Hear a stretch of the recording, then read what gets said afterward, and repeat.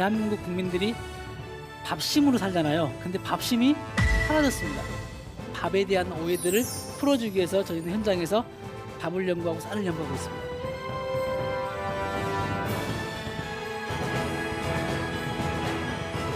건강한 쌀을 먹으려면 생명이 살아있어야 되거든요. 이 쌀을 어떻게 하면 소비자들에게 가깝게 다가오게 할까? 재료가 중심인 밥상을 만들었습니다. 그건 중심엔 쌀. 이동현 대표의 이야기를 들어보자.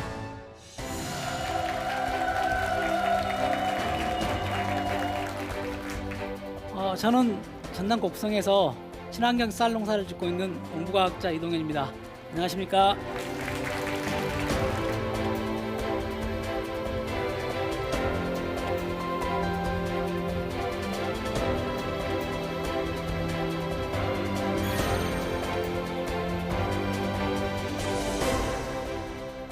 곡성 들어보셨죠? 네. 가보신 분은요? 없으신가요? 네, 곡성 뭘로 유명하죠? 영화 곡성. 네, 곡성은 인구 3만밖에 안 되는 작은 군입니다. 여러분들 섬진강 하면은 주로 하동이나 광양, 구례를 이야기하시잖아요. 근데 섬진강이 제일 긴 본류가 곡성이고요. 이 작은 동네에 강이 두 개나 있습니다.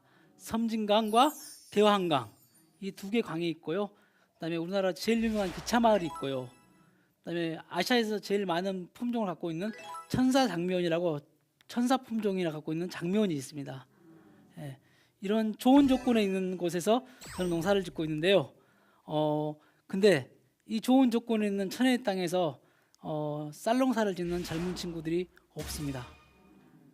그래서 오늘 여러분들한테 제가 말씀드릴 것은 땅심을 살리고 그다음에 밥심을 살리는 쌀 농사를 짓는 농업에 대한 이야기, 그리고 그 쌀을 가치 있게 만드는 이야기를 말씀드리고 나왔습니다.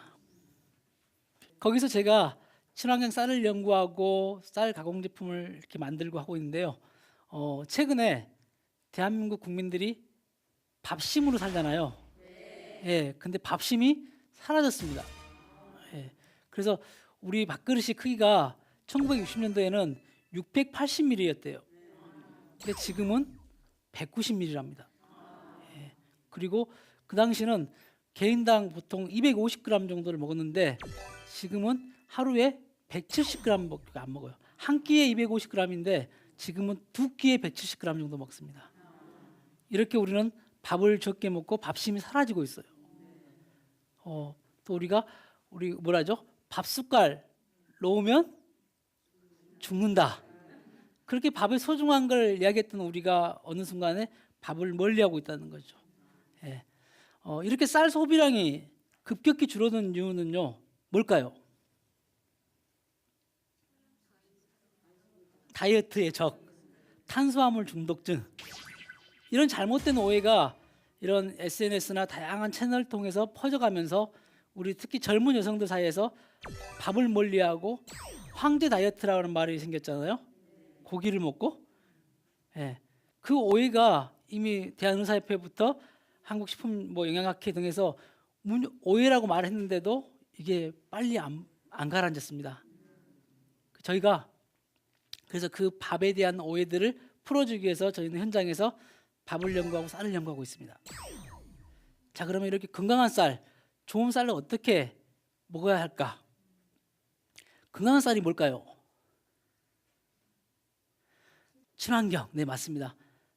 결국은 뭐냐면 땅이 살아 있어야 되는 거죠. 친환경을 한다는 건 땅을 살린다는 거잖아요. 그 땅을 살리고 또 우리가 건강한 쌀을 먹으려면 생명이 살아 있어야 되거든요. 살아있는 쌀은 어떤 쌀일까요? 그렇죠. 눈 있는 쌀. 또 그 미강층 있잖아요. 미강층이 살아있는 쌀입니다. 여러분들이 도시에 사니까 쌀에 대해 잘 모를 수 있잖아요. 쉽게 말씀드리면 우리 벽시 있죠. 벽시는 우리 여기 여성분들 많은데 엄마의 몸이라고 합니다. 껍질 있는 상태는 엄마의 몸. 그다음에 껍질만 살짝 벗기는 현미는 아빠. 엄마의 자궁이라고 합니다. 왜냐하면 엄마의 자궁이 그 속에 들어있는 게 뭐죠? 신혼. 눈. 신우는 아이잖아요. 아가를 보호하는 그 이 막 엄마의 자궁이죠, 현미가. 그래서 살짝 물에다 불려놓으면 싹이 올라오죠. 그래서 엄마의 자궁이고 그 아이를 우리 사람으로 아이라고 말하죠. 이게 바로 생명이 살아있는 쌀인데 우리는 이 생명이 살아있는 쌀을 멀리하죠. 우리 신운에는 영양소가 66%나 들어 있습니다. 그래서 저는 그 현미의 가치를 또 알리고 그 현미의 가치를 좀 더 소비자들이 건강하게 먹을 수 있는 바라현미를 연구하고 있습니다.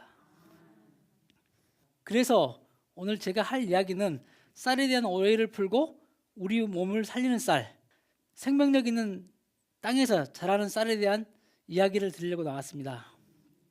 제가 일본에서 국비학으로 그 박사학위를 받고 왔습니다. 그러면 외국에서 박사학위를 받고 왔으면 꿈이 뭘까요? 과학자, 네, 또 교수, 네.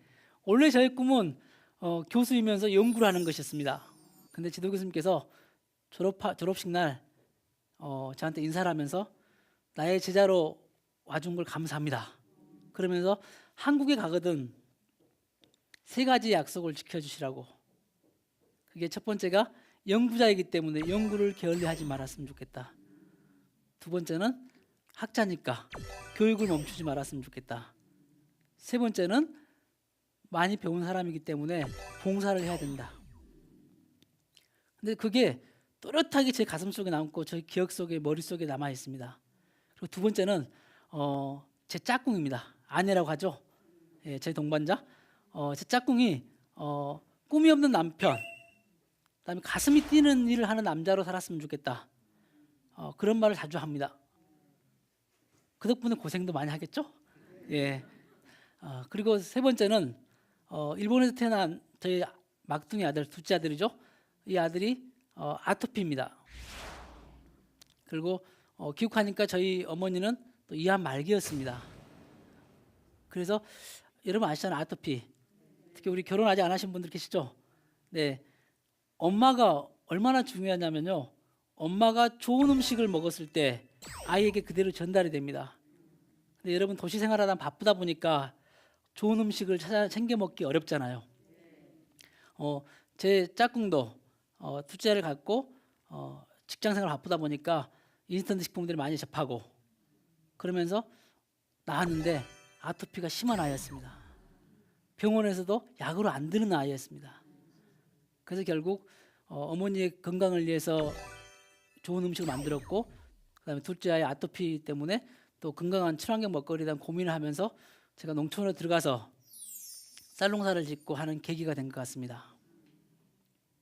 여러분 학자들이 이론가들이 다 안다고 생각하지만 경험한 게 아니잖아요. 저도 그래서 그 경험을 살리기 위해서 한국농업벤처대학이라는 데를 신청을 했습니다. 거기 갔더니 거기 현장에 많은 분들이 같이 공부하고 고민하고 하는 곳이더라고요. 곡성군의 공무원이 같이 공부하러 왔다가 제가 어떤 삶을 살았고 그다음에 제가 보는 농업에 대한 이야기를 했더니 곡성에 와서 한번 특강해달라고. 그래서 전혀 모르는 사람이 곡성에 특강을 했습니다. 제가 이런저런 강의를 하니까 정말 잘 듣고 질문을 제일 많이 하시는 분이 계시더라고요. 그분이 나중에 알고 보니까 곡성 군수님이셨어요. 네, 인연입니다 그게. 그래서 제가 곡성을 오게 된 계기가 됐습니다. 이학 농촌에 들어온 거 목표가 있어야 되잖아요. 그래도 과학자였고 연구자가 그냥 막연하게 농사를 짓겠다 이건 아니잖아요. 그래서 제가 친환경 쌀농사를 짓기 시작합니다. 그래서 우리 지역에 농민들이 친환경으로 하자고 이렇게 제가 이제 설득합니다. 주민들한테. 쉽게 안 오잖아요. 친환경 농사는 힘들다고 맨날 논에 들어가야 되는데 피 뽑아야 되는데 벼 심기 전에 모내기 전에 제초제 한 번만 치면 피가 많이 없는데 2번만 치면 피를 뽑을 일이 없는데 그 편한 일을 두고 왜 친환경을 하냐? 그러면 친환경 하면은 또 돈이 많이 벌려야 되잖아요. 그러려면은 누군가가 그 농민들에게 그 돈을 소출을 더 나게 하거나 아니면은 돈으로 더 줘야 되잖아요. 그래서 지역 농민들을 설득해서 제가 쌀값을 더 주고 이렇게 가져왔죠. 그러면서 지역이 우리 지역 거의 다가 친환경으로 되고 그러다 보니까 전남도에서 또 친환경 농업을 육성하다 보니까 전남 전체적으로 친환경 농사를 많이 짓다 보니까 전남에 있는 하천이나 강들이 더 깨끗해졌죠. 그래서 모든 사람들에게 친환경을 강요할 수는 없습니다. 왜냐하면 되게 어렵거든요. 하지만 가능한 국민들이 먹는 음식, 그다음에 우리 아이들이 먹는 음식 이런 것들을 고민하면 저희가 친환경 농사 지어야 되겠죠. 네, 그래서 13년 동안 친환경 농사를 포기하지 않고 짓고 있습니다. 그리고 지금 섬진강에 변화가 왔죠. 다슬기가 넘쳐나요.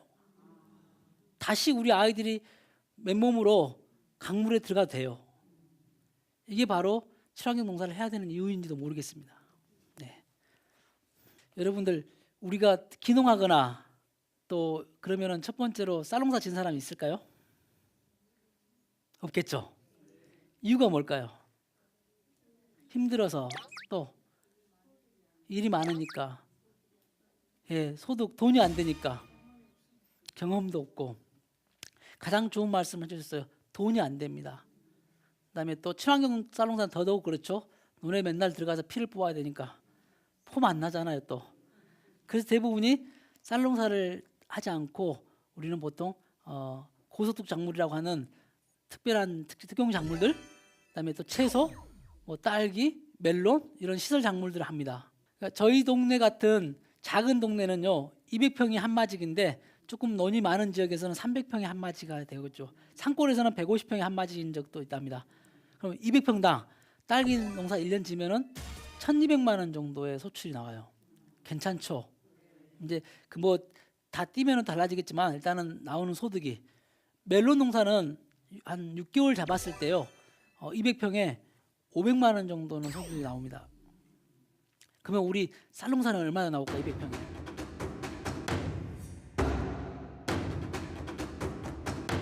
70만 원 정도밖에 안 나와요. 돈이 될까요? 안 되죠. 그러면 한 2만 평 정도를 지어야지 돈이 좀 되죠. 근데 우리나라 2만 평 이상 농사를 짓고 있는 농부들이 그렇게 많을까요? 없죠. 저기 김제평야나 그러니까 우리 호남평야, 저기 해남이나 고흥이나 이런 데 간척지는 그런 면적들이 꽤 있겠지만 우리 같이 산골 이런 데는 그렇게 큰 논이 없죠. 그래서 대부분이 고소득 작물이는 시설 원해를 합니다. 특히 제가 들어올 때는 얼마 안 됐어요. 근데 지금은 시설 작물이 너무 많아요. 여기저기 멜론 농사 짓겠다고 들어오고 그래서 논이 전부 하우스로 지금 더럽히고 있죠. 예. 이렇게 되면은 어찌 될까요? 쌀이 부족해지겠죠. 그리고 또 하나 뭐가 될까요?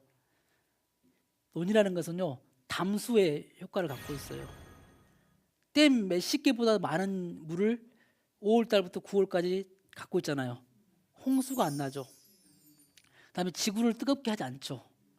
또 야생 생물들이 사는 중요한 땅이 논이잖아요. 그래서 저희들은 그걸 지켜가야 한다는 철학으로 하고 있습니다.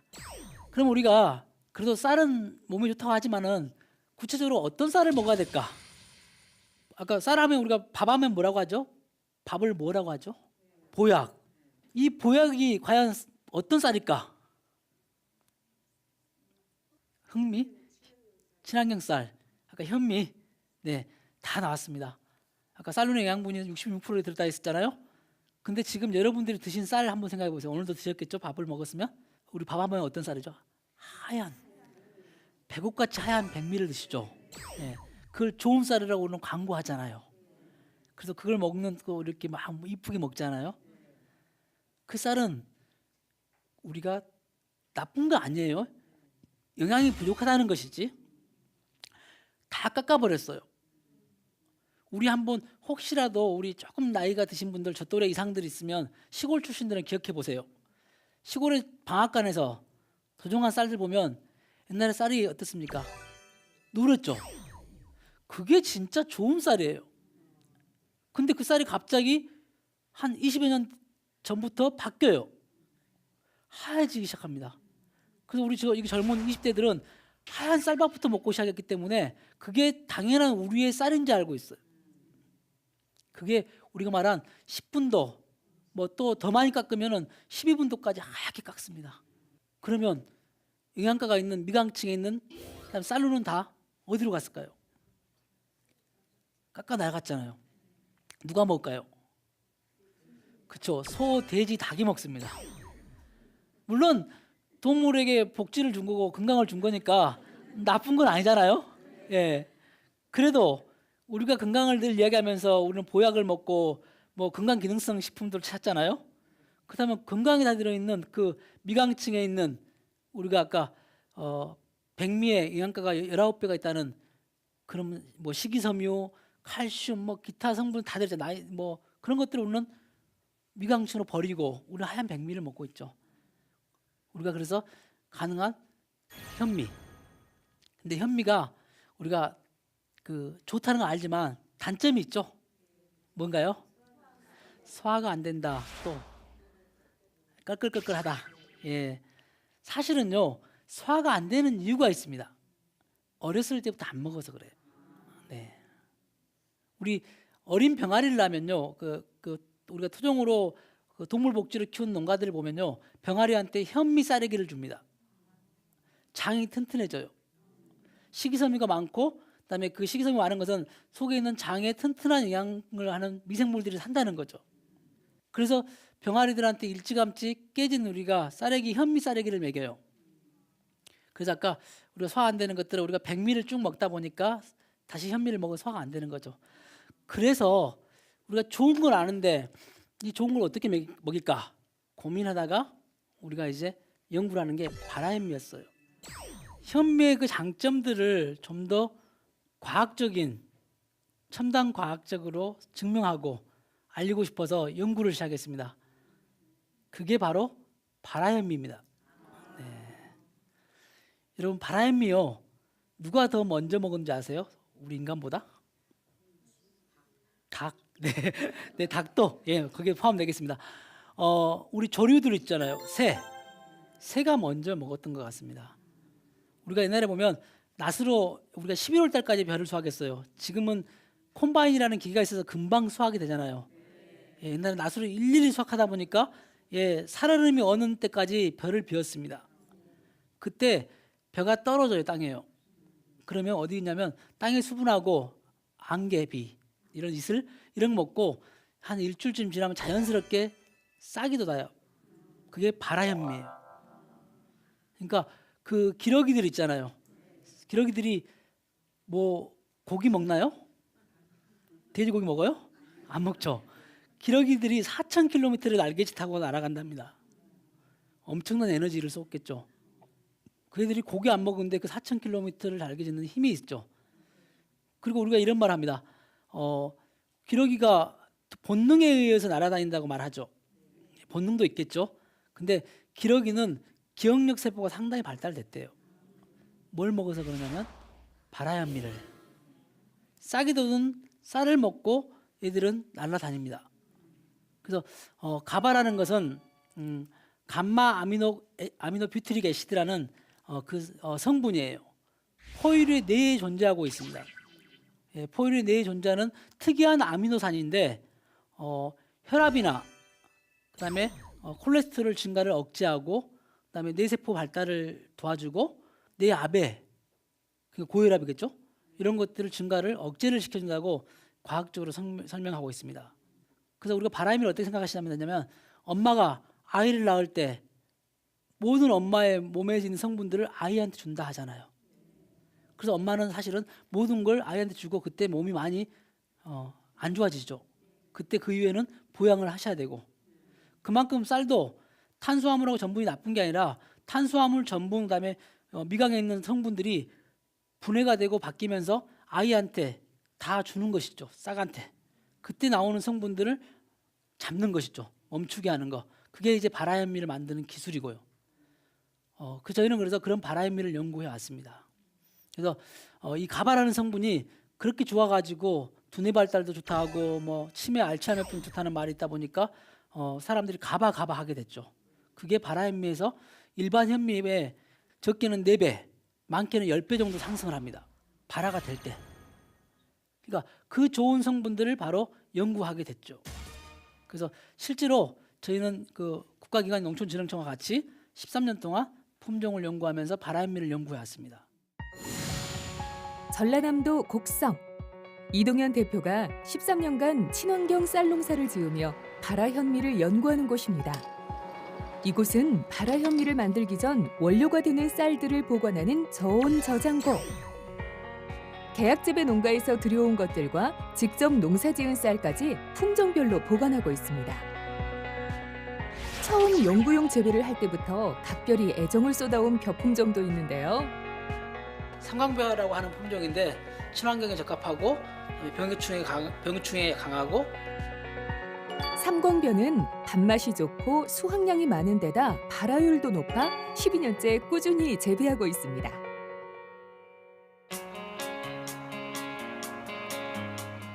바라현미 연구와 품질 관리를 위해 따로 연구실도 운영하고 있는데요. 매년 시험 재배한 품종들이 발화에 적합한지 연구하고 또 기존에 출하하던 품종이라도 다시 한번 발화력과 발화율을 점검하면서 꼼꼼히 품질을 관리합니다. 생명력을 가진 쌀, 밥상에 오르는 먹거리를 다루는 일이기에 모든 과정에 신중할 수밖에 없는데요. 발화시키기 전에 먼저 농가들별로 원료에 대한 발화 테스트를 해요. 새로운 품종을 연구하는 일도 매년 꾸준히 이어가고 있습니다. 발화 테스트를 거쳐 엄선한 원료들은 발화 플랜트에 넣어 발화시키는데요. 수질 검사를 통과한 지하수를 공급하고 적절한 온습도를 유지하면 싹과 뿌리가 동시에 나오는 좋은 바라미가 됩니다. 또 중간중간 맛과 냄새를 점검하며 발화 상태를 확인하는데요. 90% 이상 발화되는 것이 건강한 쌀입니다. 발화를 마친 현미는 직접 개발한 발화 건조 시스템으로 건조하는데요. 이 모든 과정을 거친 고품질 발화 현미는 신선도 유지를 위한 소포장으로 소비자와 만나게 됩니다. 우리 친환경으로 만든 바라현미 제품들을 미국이라든지 다른 나라에 수출하는 거. 그래서 우리 제품들이 제품의 우수성들을 좀 알리는 일 이런 것들을 하고 싶습니다. 국민 건강을 위해 친환경 농사를 짓고 생명이 살아있는 쌀을 연구하는 이동현 대표. 그의 도전은 계속됩니다. 우리가 쌀 소비를 늘리는 방법을 뭘로 선택했냐면 당연히 좀 더 편리한 가공품을 만들었죠. 예, 친환경 쌀로 만든 친환경 바라현미로 만든 가공품을 만들었습니다. 그게 중에 하나가 바로 미숫가루입니다. 우리 여러분 미숫가루 하면은 우리 어르신들도 있고 우리 여자분들 알죠? 먹으면 잔향이 남죠. 목이 거칠거칠하고. 그다음에 어느 때 먹으면은 신트름처럼 역류가 일어나는 사람도 있죠. 그걸 해결하려고 연구를 했습니다. 그렇게 탄생한 미숫가루가 이제 저희 바라현미 5가지가 들어간 미숫가루죠. 그다음에 또 담백함이 들어있는 것들을 우리 국민들이 먹게 하자. 특히 건강을 찾는 사람들 먹게 하자. 그래서 또 젊은이들도 좀 잘 먹었으면 좋겠다. 그래서 누룽지를 개발했어요.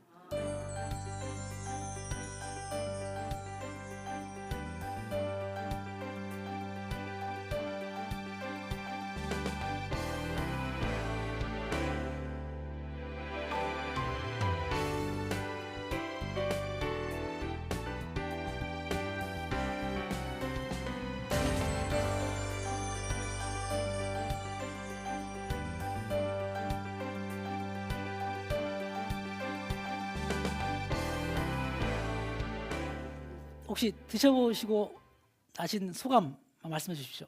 누룽지는 엄청 뻥튀기처럼 바삭바삭해서 고소한 맛이 나서 너무 맛있었고요. 미숫가루는 저희가 보통 먹는 미숫가루보다는 질감이 뭔가 묵직한데 넘김은 가볍더라고요. 그래서 네. 너무 맛있고 좋았어요. 아, 네. 혹시 다른 분 옆에 한번 말씀해 주시죠. 너무 고소해서 제가 지금 이거 다 마시고 핥아 먹고 싶어요. 네. 아, 네. 여운이 남은 것 같습니다. 네. 네. 다들 느끼셨던 것처럼 목 넘김이 편하잖아요. 그리고 되게 부드럽고 속에서 편안함이 느껴집니다. 그래서 저녁에 늦게 우리가 야식을 먹잖아요. 배고프다고. 이런 걸 먹으면 우리가 건강도 해지고 속도 편하고 아침에 개운합니다. 우리 가끔씩 다 그런 건 아니겠지만 일부에서는 가공 제품들은 안 좋은 재료가 들어갔다는 오해를 하신 분들이 많잖아요. 사실은 가공은 더 값을 많이 받기 때문에 가공비가 들어가기 때문에 사실은 원료가 더 신중해야 됩니다. 근데 우리가 안 팔리면 의미가 없잖아요. 우리 자꾸 요즘에 뭐 이렇게 여기저기 방송에서 무슨 외국에서 나온 무슨 제품이 최고인 것처럼 방송 나오잖아요. 그러면 소비자들이 막 바람에 휘날리듯이 가잖아요. 그러면서 우리가 농민들이 생산한 건강한 우리 곡식들, 쌀을 비롯한 곡식들이 우리가 또 외면당하잖아요. 그런 건 비싸게 사 먹거든요. 근데 우리가 수확한 쌀을 비롯한 우리 곡식들은 외면당할 때가 많잖아요.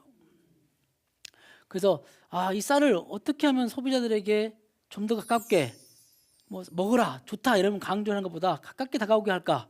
그래서 저희가 쌀을 문화와 이렇게 같이 접목을 했습니다. 소비자들이 직접 찾아가는 밥카페 농가 레스토랑을 만들었어요. 곡성 섬진강가 폐교를 사무실과 연구실로 이용하고 있는 이동현 대표. 학교 건물 한편에 친환경 밥상, 잘 키운 바라쌀을 경험할 수 있는 밥카페를 운영하고 있습니다. 건강한 밥이 곧 약이 된다는 생각으로 맛있는 밥상을 많은 사람들과 나누기 위해 시작한 일. 이곳을 함께 운영하는 사람은 이 대표의 든든한 조력자, 아내 남근숙 이사입니다. 농가 맛집이거든요. 네, 농가 맛집을 하는데 그래서 지금까지 저희가 키워왔던 유기농 오색 발화 현미를 가지고 여기서 음식으로 풀어내는 곳이에요. 텃밭에서 키운 채소류와 로컬 푸드를 이용해 화학 조미료 없이 직접 개발한 한식 메뉴들을 차려내는데요.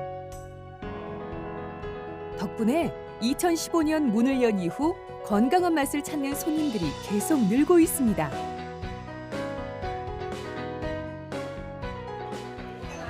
오늘은 대전에서 체험객이 찾아왔습니다. 개인 방문 외에도 견학이나 체험을 원하는 단체의 발길이 끊이질 않는데요. 이곳을 밥집이 아니라 밥카페라고 이름 지은 이유. 단순히 밥만 먹고 떠나는 식당이 아니라 사람과 문화가 소통하는 공간이 되길 바라기 때문이었습니다.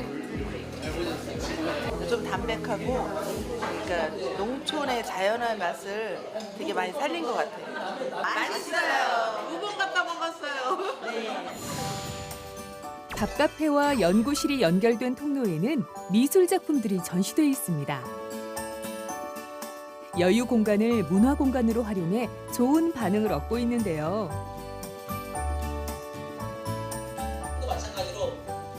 기회가 있을 때마다 우리 땅과 우리 먹거리의 소중함을 전하는 이동현 대표.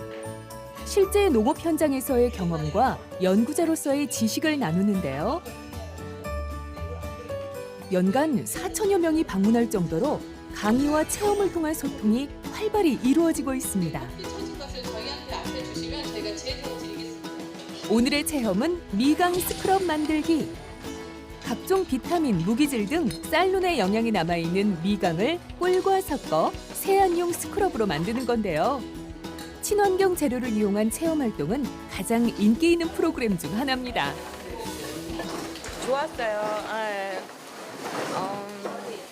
건강한 밥상이라는 게 우리가 일상생활에서 다 누릴 수 있는 거잖아요. 그래서 오늘 여기서 배운 것들 잊어버리지 않고 집에 돌아가서 가정에서도 건강한 밥상으로 건강하게 살고 싶은 생각이 더 많아졌습니다. 없이 작은 들판음악회와 다양한 문화 행사를 만들면서 도시민들이 농촌을 좀 더 아름다운 곳으로 즐거운 곳으로 느끼게 해주고 싶습니다. 건강한 먹거리와 다양한 문화로 소통하는 즐거운 농촌. 이동현 대표의 노력을 응원합니다. 재료가 중심인 밥상을 만들었습니다. 그건 중심은 쌀. 국민의 건강의 중심, 식량의 중심, 쌀을 중심으로 소재하는 이렇게 밥집을 만들었고요. 그 밥카페 거기에서는 또 뭐가 있냐면 폐교잖아요. 뭔가 문화가 있어야 될 거 아니에요.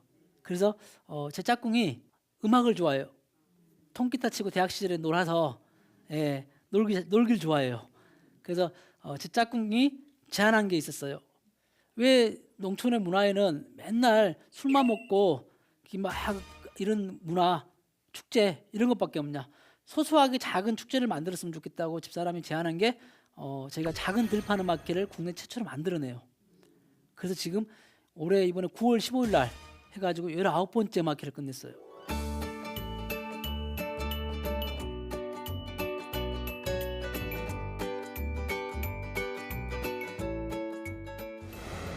많은 사람들이 오세요. 도시 소비자들이 한 70%, 지역 주민들이 한 30% 정도 된 것 같고요. 그다음에 처음에는 가을 추수감사 음악회만 했었어요. 근데 이 뭐죠, 서로 저희 무대에 서고 싶다고 줄을 서다 보니까 경쟁이 치열해요. 그래서 저희들이 이제 2009년도부터는 봄 풍년 기원을 하는 의미로 담아서 봄음악회, 그다음에 가을에는 추수에 대한 감사를 담아서 추수 감사를 담아서 음악회를 2번 하다 보니까 어느덧 19번째 음악회가 됐고요. 내년 4월에는 20번째 음악회를 해요. 그래서 또 저희가 또 이 농촌의 문화를 완전히 바꾸고 싶어서 또 저희는 폐교잖아요. 복도에 지금도 마루가 있어요. 옛날 우리 초칠했던 마루에 그 복도를 갤러리를 만들었어요. 예, 그래서 제가 찍었던 섬진강가의 들녘이나 이런 것들을 조그만 작가도 아닙니다. 그냥 찍어서 액자 만들었던 것들을 보고 작가들이 나도 여기 전시를 해보고 싶다. 그리고 최근에 이제 5회 작가 그림전을 열고 있습니다. 그래서 누구든지 나도 그림을 전시하고 싶으면 연락만 하면 됩니다. 예, 그래서 많은 사람들이 오시는 폐교에 그 그림전이 열리는 공간이 됐고요. 그다음에 끊임없이 그런 문화를 만들고 또 아이들의 체험. 유치원에서 우리가 잘 배우면요, 성인 될 때까지 정말 많은 것을 얻습니다. 우리는 책에서 배우잖아요. 가끔 우리 깨어있는 어머니들이 농촌 체험을 가잖아요. 저희 미슐란에서는 봄에 손모내기를 하고 여름에 친환경 농이잖아요. 13년째 화학비료하고 화학농약 제초를 안 쳤기 때문에 땅속에는 얼마나 좋은 생명들이 살고 있을까요? 여러분, 논에 사는 생명들 혹시 기억나시는 분? 우렁이, 미꾸라지, 개구리, 메뚜기. 예, 메뚜기는 가을쯤에 많습니다. 네. 또 뱀, 네, 뱀도 있습니다. 예. 지렁이, 개구리, 청개구리 하여가 많죠. 거기에는 아빠가 아이를 키우는 그 곤충이 있어요. 물자라. 등에다 알을 지고 다니잖아요. 엄마는 알만 낳고 가불고. 예, 그런 물자라. 다양한 생물들이 물장구, 뭐 하여간 정말 소금쟁이 엄청 많은 생물들이 농약을 안 침으로써 회복됐습니다. 그래서 정말 황구렁이도 있고 뭐 이런 게, 그다음에 환경 보호종들이 다 살고 있어요. 이걸 아이들이 직접 뜰채로 채가지고 뭐가 살아요, 이게 있어요 하면서 관찰하면서 그림을 그리고, 그다음에 가을에는 그 친구들이 경운기를 타고 들녘을 달려보고 별을 직접 선생님들하고 낫으로 잡고 배에서 옛날 탈곡 방식으로 탈곡을 하고 그걸 가지고 또 쌀로 만든 강정을 만들고, 이런 체험을, 고구마도 굽고 이런 체험을 할 수 있는 저희 그런 체험 문화를 또 만들고 있습니다. 농촌이 즐거워야 되잖아요. 유럽에 가면은 농촌의 그 농가 레스토랑에서 아침에 샌드위치 우유 하나 먹고도 행복했다고 우리 사진 찍어서 여기저기 올리잖아요. 이제는 여러분들이 거기까지 갈 필요가 없잖아요. 우리 농촌에도 그런 문화 공간들이 꽤 생겨나기 시작합니다. 거기에 대표적으로 저희 미슐란이 그런 공간을 만들어 놨습니다. 그러면서 들녘을 바라보고, 나중에 기회가 되시면 저희 SNS 보시고 한번 들어가 보시면 제가 매번 사진을 올려놓은 게 있는데, 아름답구나 이렇게 볼 수 있는 것이죠. 참 농촌에서 할 일이 많습니다. 아까 건강한 제품도 개발해야 되고, 우리 쌀 품종도 꾸준히 심어 가야 됩니다. 저는 아직도 꿈이 많고 할 일도 많습니다. 왜냐면 이제는 우리가 지금 만들었던 이 제품들을 세계인들한테 전하고 싶어서 최근에 수출도 하고 있습니다. 미국에 저희 제품 바라현미를 먹고 바라현미로 만든 미숫가루를 먹는 분들이 계십니다. 그리고 또 하나가, 귀찮고 힘들고 금방 돈 안 된다고 생각해서 제가 포기하면 되겠습니까? 안 되죠. 얼마나 중요한 일을 합니까? 땅을 살리고 생명을 살리는 일, 그 일을 하는데 사실은 우리가 쌀하고 땅, 그러니까 땅심과 밥심을 살리는 근데 기본적인 원칙이 좀 있습니다. 뭐 많은 원칙들이 있겠죠. 그 중에 제가 한 3가지로 말씀드리면, 땅의 노고를 소중히 여겼으면 좋겠습니다. 기계로 다 됐잖아요.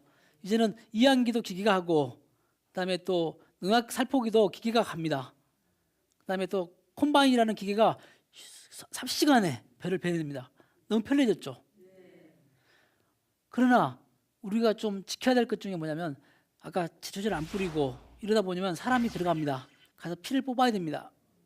그리고 품종을 연구하려면 손으로 일일이 2포기씩을 심어서 얼만큼 수확이 나오고, 이 다음에 이 제품들이, 이 원료가 어떻게 쓸 것인가 연구를 하고 낫으로 일일이 베가지고 옛날 방식으로 탈곡을 합니다.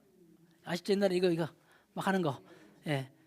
이유는 바로 농사라는 것은 앞으로도 계속 이어가야 될 생명이 살고 있는 공간이기 때문에 그 일을 하고 있다는 것이죠. 예. 그리고 두 번째는 우리나라 품종을 지켜야 됩니다.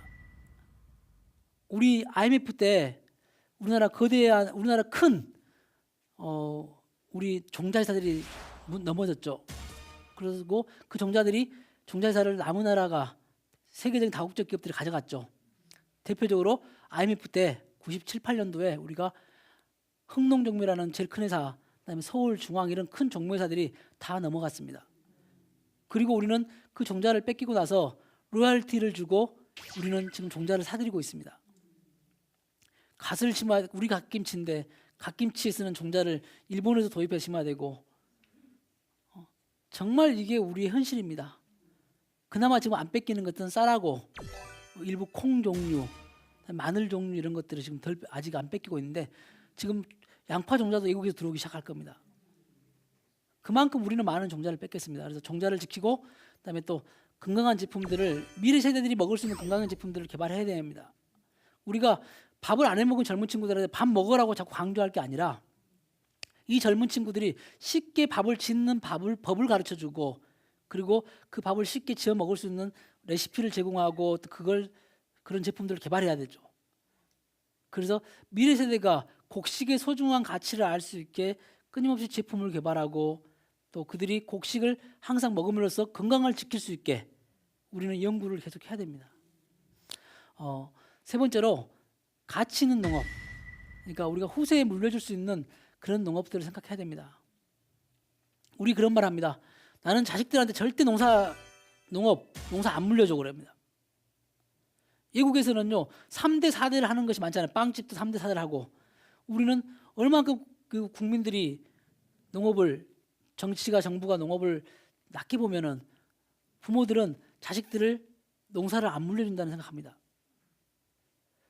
가장 큰 애국을 하는 게 바로 농업이고 농민들인데, 그 농민들의 애국자들이 우리 세상에서 우리가 보이지 않는 투명인간 취급하다 보니까 자기 자식들만큼은 이 일을 시키지 않고자 합니다. 그래서 후세에 물려줄 수 있는 농업을 하기 위해서 저는 아이들하고 같이 작은 아들 유치원 때부터 큰 아들 초등학교 1학년 때부터 같이 논에서 모를 심고 같이 논에서 피를 뽑았습니다. 그 두 어린아이들이 4,500평 논에서 같이 피를 뽑았습니다. 학교 갔다 오면 가방 던져놓고 아빠랑 같이 논에 갔습니다. 8시까지 해가 질 때까지. 그리고 10년 정도 하니까 작은 아들은 꿈이 중학교 때 1학년 때까지 농부라는 꿈이었는데, 아빠가 박사를 했으니까 박사농부잖아요. 그러니까 초등학교 6학년 때는 박사농부가 꿈이었고, 그다음에 초등학교 5학년 때까지는 아빠가 미생물 과학자니까 미생물 과학자가 되겠다더니 이제 어느 분이 박사농부 이동현의 생명의 열매라는 책을 쓰셨어요.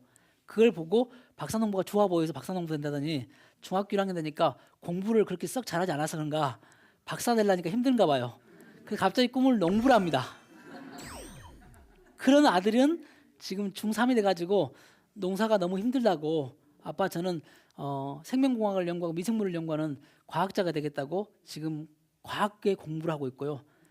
그 대신 큰아들이 아빠의 뒤를 잇겠다고 저희한테 이렇게 허락받을 리는 없죠. 말도 없이 자기 결정합니다. 저 아빠 농대를 가겠다고. 그리고 세상에 제일 존경하는 게 우리 아빠라고. 이만하면 잘 산 거 아니겠습니까?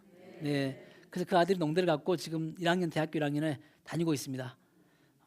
제가 가끔 물어봐요 저한테.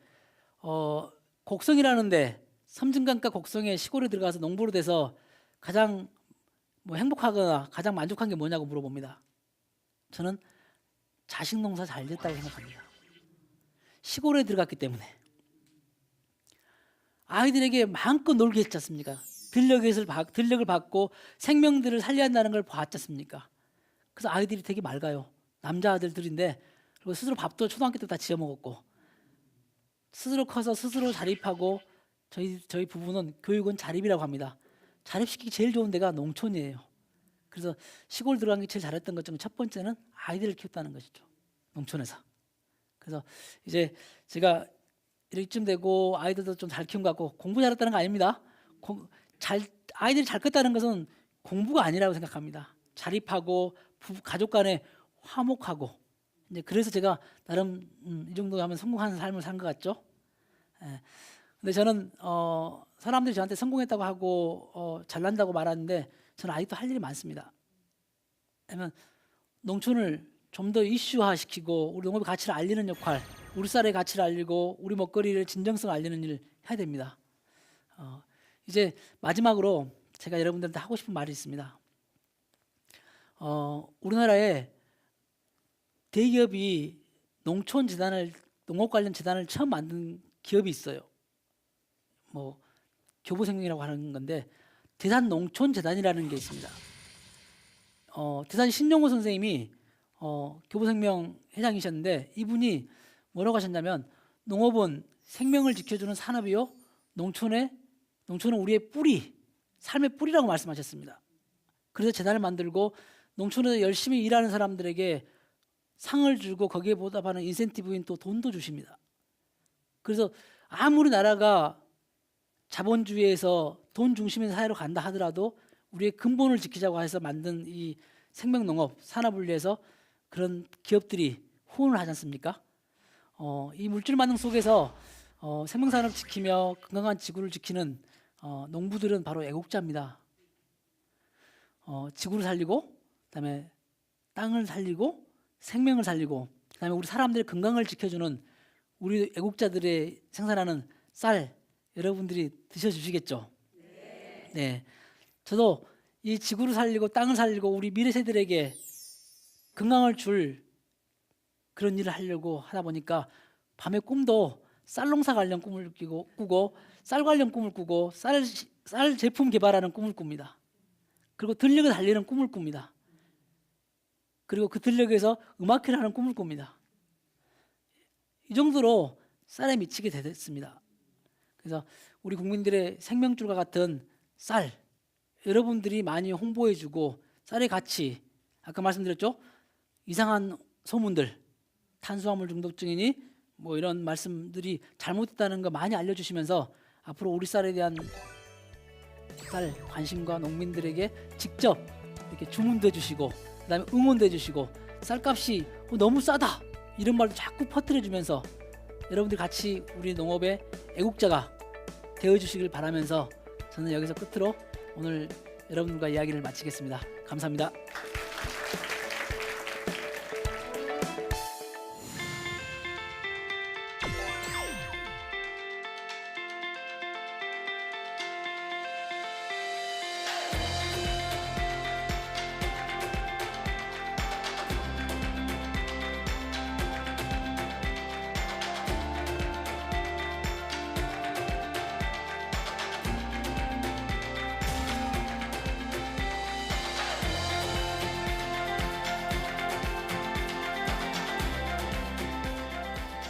예, 많은 분들이 질문과 칭찬을 해주셨습니다. 네, 칭찬 감사하고요.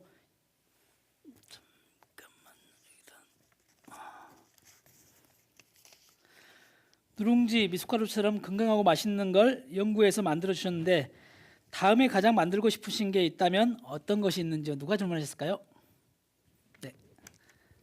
강연 잘 들었습니다. 네. 누룽지나 미숫가루 같은 제품을 만들어 주셨는데 또 따로 만들고 싶으신 게 있는지 궁금합니다. 네, 제가 다행히도요 출신이 연구자잖아요. 예, 연구하는 농부 박사농부. 그러다 보니까 끊임없이 새로운 뭔가를 개발을 합니다. 아까도 말씀드렸죠 꿈에서도 새로운 제품들을 개발합니다. 그래서 아이디어가 정말 많이 나와요. 공부는 잘못해도 아이디어는 풍부합니다. 네, 일단은 저희 지역이 요즘에 유명한 게 뭐죠? 곡성하면 생각나는 거. 건뭐 요즘에 나오더만요. 토란. 예. 전국 생산량의 한 절반 정도를 곡성에서 나옵니다. 예. 그동안에 그렇게 안 유명했어요. 근데 최근에 토란이 되게 뜨고 있습니다. 뭐 이렇게 불면증 오신 분들이 좋다느니 뭐 다양한 말들이 있으면서 토란이 뜨고 있죠. 그래서 지역에 있는 특산품하고 저희 바라현미 제품을 같이 넣어서 만든 제품도 탄생을 했습니다. 그래서 토란과 지금 아까 목 넘김이 편한 미숫가루가 들어간 그 토란이 들어간 미숫가루를 개발했고요. 또 지금 토란이 들어간 누룽지도 다시 개발하고 뭐 앞으로도 쌀과 바라현미와 지역에 나오는 특산품을 같이 조합한 건강에 좋은 먹거리를 개발할 예정입니다. 쌀이 들어간 거면 뭐든지 개발할 생각입니다.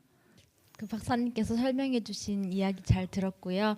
그 음악회 관련해서도 감명 깊었습니다. 혹시 뭐 쌀과 관련해서 앞으로 계획 중이신 문화 행사가 있으신지 궁금합니다. 네, 너무 좋은 질문입니다. 요즘에 우리 모든 방송에 뭐가 나오죠? 먹방, 음식 중심의 방송들이 되게 채널이 많습니다. 다들 열심히 만들어주시고 음식에 관심 갖게 해주는 거 고맙습니다. 하지만 저는 더 중요한 게 있다고 생각합니다.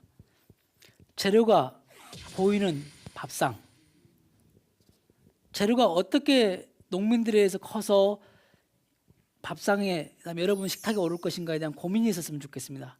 그래서 한 9년 전에 처음으로 시도해봤던 것들이 있습니다. 맛 콘서트, 그리고 또 요리 전문가와 같이 제가 쌀 이야기하면서 음식을 만드는 콘서트를 해봤습니다. 그리고 11월 초에 서울시에서 하는 또 맛 콘서트를 했습니다. 그 쌀 이야기를 했습니다.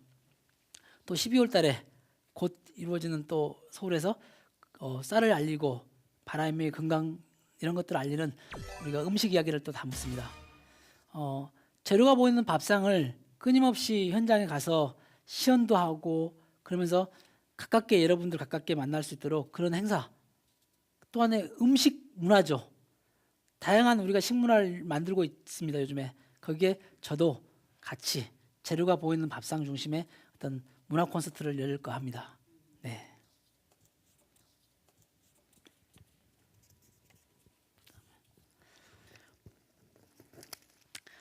네.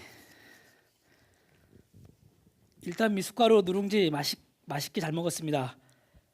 박사님이 생각하시기에 바라현미 외에 상품화 가능성 있는 품종으로 어떤 것이 있나요? 네, 쌀 품종으로. 정말 쌀 품종은요 다양합니다. 대한민국 국가연구기관인 농촌진흥청 국립식량과학원에서 정말 쌀 품종들을 많이 개발했습니다. 좋은 품종들이 농민들이 심지 않으면서 애매한 품종도 있고요. 그다음에 좋은 품종이 일본 쌀 이런 거에 비교되면서 밀리는 경우가 있습니다. 저희는 그래서 이런 것을 밥으로 적합하다고 개발한 품종들을 또 밥으로 알리고, 또 바라현미 적합하다는 품종을 제가 열심히 연구했잖아요. 그 품종들은 바라현미로 알리고, 또 우리가 미숫가루에 적합하다는 품종은 미숫가루 알리고, 아이들이 부드럽고 아이들에게 좋은 품종은 또 그렇게 알리고, 또 하나 너무 우리가 밀가루로 만든 빵을 많이 먹잖아요. 수입 밀가루로 만든 빵을 많이 먹잖아요. 그래서 저희가 진흥청이 그래서 빵을 만들 수 있는 쌀가루 이런 것도 연구했습니다. 그것도 같이 연구하면서 쌀빵 전용 품종도 만들고, 그래서 끊임없이 쌀 품종을 가지고 우리가 가공으로 적합하고 건강하게 먹을 수 있는 쌀 품종은 계속 국가기관하고 연구하면서 여러분들한테 전하도록 하겠습니다.